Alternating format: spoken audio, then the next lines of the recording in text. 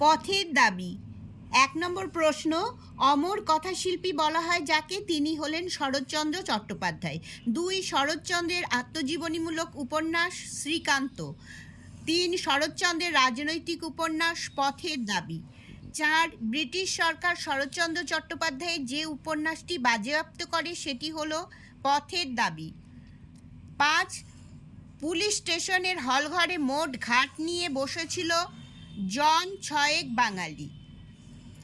৬ বাঙালি শ্রমিকদের টিনের তোরঙ্গ ও ছোট বড় পুঁটলি খুলে তদারক শুরু করে দিয়েছিলেন জগদীশবাবু।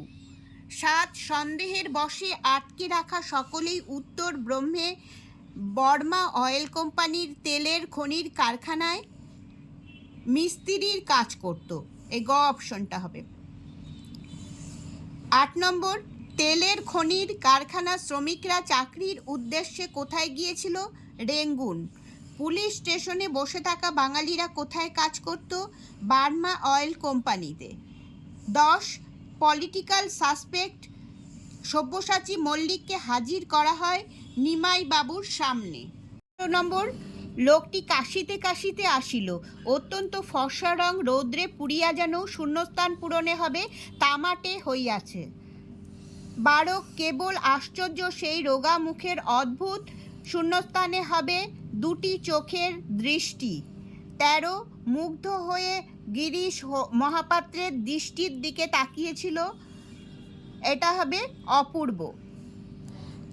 ১৪ বাবুটির স্বাস্থ্য গেছে কিন্তু শখ ১৬ আনাই বজায় আছে, তা স্বীকার করতে হবে, কথাটি বলেছেন নিমাইবাবু। গিরিশ মহাপাত্র কোন রঙের মোজা পরেছিলেন? সবুজ। সন্দেহভাজন ব্যক্তির হাতে ছিল একগাছি হরিণের শিঙের হাতল দেওয়া বেতের ছড়ি।